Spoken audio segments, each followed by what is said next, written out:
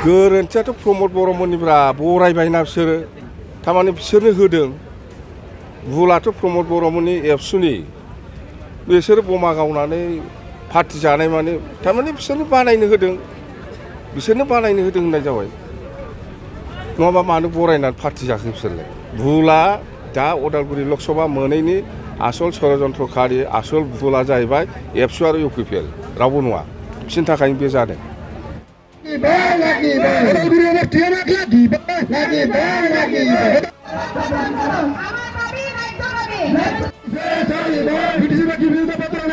जानांगौमोन दिनै एसेम्ब्लिया जेरै जादों एसेम्ब्लि सिटआ जेरै जादों माने लकसभा सिटआव बिदिनो जानांगौमोन खिन्थु बेखौ दिनै खालामाखै प्रमद बर'आ उल्था आसामावसो फाथायहरदों दे गोरोन्थियाथ' प्रमद बर'मोननिब्रा बरायबायना बिसोरो थारमाने बिसोरनो होदों भुलाथ' प्रमद बर'मोननि एबसुनि बिसोरो बमा गावनानै पार्टि जानाय माने थारमाने बिसोरनो बानायनो होदों होननाय जाबाय नङाबा मानो बरायनानै पार्टि जाखो बिसोरलाय भुला दा उदालगुरि लकसभा मोनैनि आसल षड़यन्त्रखारि आसल भुला जाहैबाय एबसु आरो इउपिपिएल रावबो नङा बिसोरनि थाखायनो बे जादों जोंनि बिपिएफ हान्जाया बिटिसिनि गासिबो जाथि जनगोष्ठीखौ लानानै थांनाय 1 थारिख जुलाइनिफ्राय उदालगुरियाव गोदानै मोनसे लकसभा नांगौ उदालगुरि नामनि बेखौ लानानै जोङो आन्दलन खालामगासिनो दं आरो खालामलांबावगोन जोंनि आन्दलना 7 थारिखसिम जागोन आरो बिनि उनाव आरोबाव गोदानै मोनसे फेज आरोबाव जोङो आन्दलन खालामबावगोन जेखिजाया जोंहा मा होनो उदालगुरि समस्ति लकसभा समस्ति मोननायनि जोंहा अधिकार दङ मानो होनोब्ला 2003 सननि 10 फेब्रुवारियाव सुक्तियाव स्पष्ट लिरखानाय दङ जे जेब्लानाखि आसामाव गोदानै डिलिमिटेसन जागोन समस्तिनि अब्ला माने उदालगुरि मोनसे आरो क'क्राझार मोनसे जागोन होननानै स्पष्ट मोनसे लिरखानाय दं बे हिसाबै आसामाव 2007 सनाव डेलिमिटेसन कमिसना मोनसे ड्राफ्ट दिहुनदोंमोन बे ड्राफ्टआव उदालगुरि लकसभा आरो क'क्राझार लकसभा बे मोननैबो ओंखारदोंमोन खिन्थु जोङो दाखालि 20 थारिख जुनाव जितु गोदानै ओंखारनाय इलेक्सन कमिसननि जितु ड्राफ्ट बे ड्राफ्टआव जोङो उदालगुरि लकसभाखौ जों नुनो मोनाखै बिनि थाखायनो जोङो माब्लाबाबो दरं लकसभायाव थाफानो हानाय नङा जोंनो उदालगुरि लकसभा नांगौ होननानै जोङो डिमान्ड दैखांबोदों आरो जों आसा खालामो आसाम सरकार एबा भारत सरकारा जोंनि खोथाखौ खोनासंगोन आरो जों बिनाय बादि जिहेतु जोंहा अधिकार दङ सुक्ति मथे बे हिसाबैसो जों बिदों बियो निस्सय जाफुंगोन दा जोङो एबसु आरो इउपिपिएलखौ जोङो खावलायबाय थादों जे नोंथांमोनहाबो उदालगुरि लकसभा जानांगौ होननानै डिमान्डखौ होनांगौ भारतनि इलेक्सन कमिसननो बा सरकारखौ खावलायनांगौ भारत सरकार तथा माने आसाम सरकारखौ बेखौ जोङो खावलायबाय थादों खिन्थु जोङो नुनो मोनाखै दिनैसिमबो नुनायाथ' जों बहा नुनो बिथांमोना 20 थारिख जुनाव बे ड्राफ्टखौ ओंखारनाय लोगो लोगोनो बिथांमोना बमासो गावदों फुरथि खालामदों जादों लोंदों रंजादों माने बिथांमोना बुंदों जे जों जेरै लुबैदों बेबायदि जाबाय समस्तिया होननानै थारमाने जों बेखौनो बुजिनो हायो जे उदालगुरिनि बे मोनब्रै समस्ति आरोबाव नैबे तामुलपुर बाक्सानि तामुलपुर आरो गरेस्वर समस्ति बे 6था समस्तिखौ दरंजों लांफानांगौ होननानैसो बिथांमोना निस्सय होबोदों जों बेखौसो बुजियो दा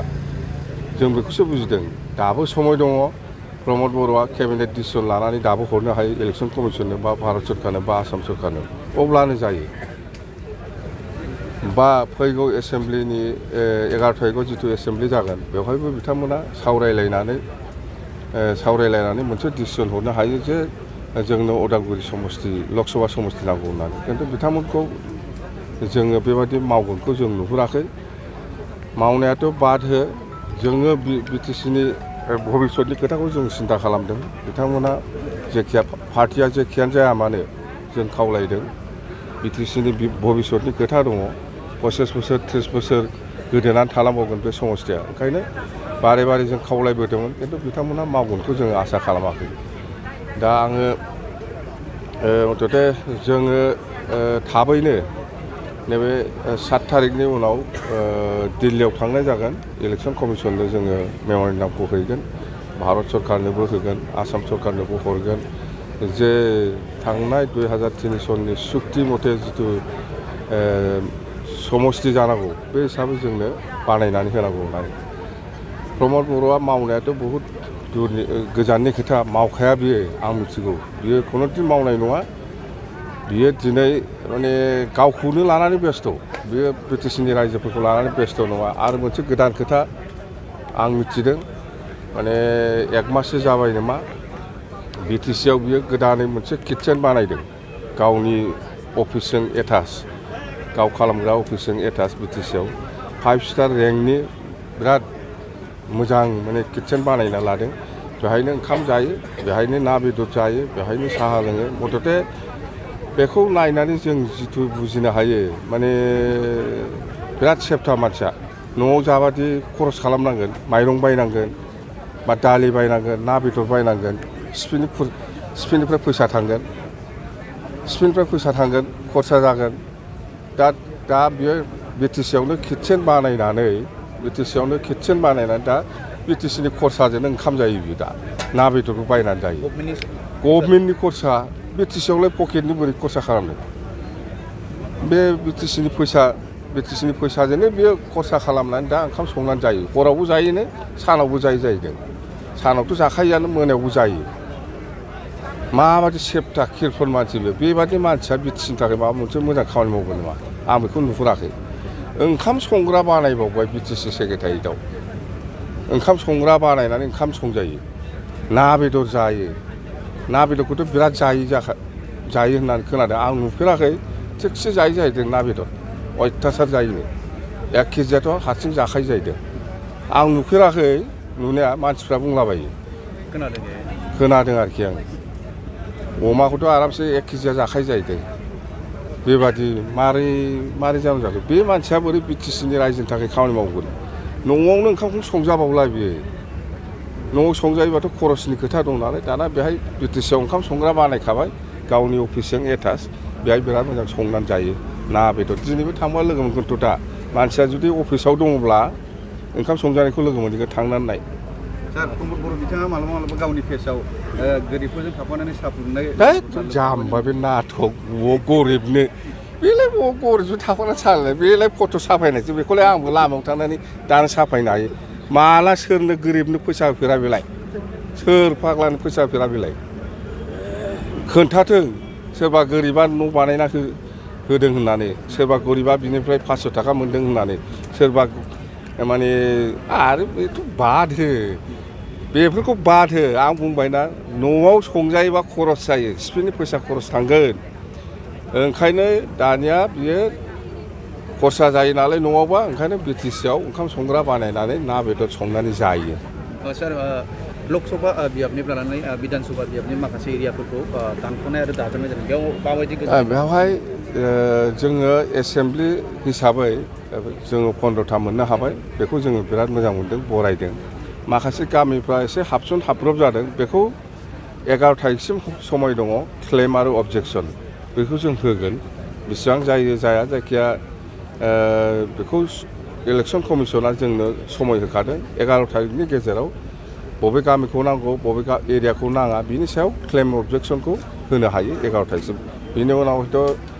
जुलाइनि लास्ट पार्टनिफ्राय हयथ' इलेक्शन कमिसना गुवाहाटियाव आसामाव फैगोन बे समाव हार्ड कपि लानानै फेस टु फेस रायलायनायनि सुबिदाखौ जों मोनबावगोन मथथे बिनि सिगां जोङो हार्ड कपि दिल्लीयाव थांनानै हैगोन भारत सरकारनोबो होगोन इलेक्शन कमिसननोबो होगोन आसाम सरकारनोबो होगोन आसाम इलेक्शन कमिसननोबो होगोन गासिबो होजोबगोन प्रमदआ बेफोरखौ मावग्रा मानसि नङा बियो हैनोबो मावा बियो आरो जोङो 11 थारिखआव जुदि एसेम्ब्लियाव रायलायाबा बे एसेम्ब्लिखौ जों बयकट खालामना फैगोन जोंना बिपिएफ हान्जानि एमसिएलएफ्रा बेखौ एसेम्ब्लियाव रायलायनानै डिसिसन लानाय हरबानो उदालगुरि समस्तिखौ मोनखाथारो जय दे सार बे 31 समस्तियाव सालाकाथिखौ दानख'नाय जाबाय माबायदि गेजेराव नङा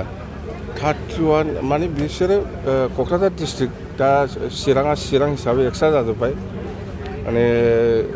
चिराङावबो आगोलाव माखासे ओनसोला बङाइगाव समस्थियाव भट होयोमोन बेफोर गासैबो चिराङाव फैजोब्बाय मथथे खथानि मिनास जाजोब्बाय दा लकसभायाबो बेबायदि जानांगौमोन दिनै एसेम्ब्लिया जेरै जादों एसेम्ब्लि सिटआ जेरै जादों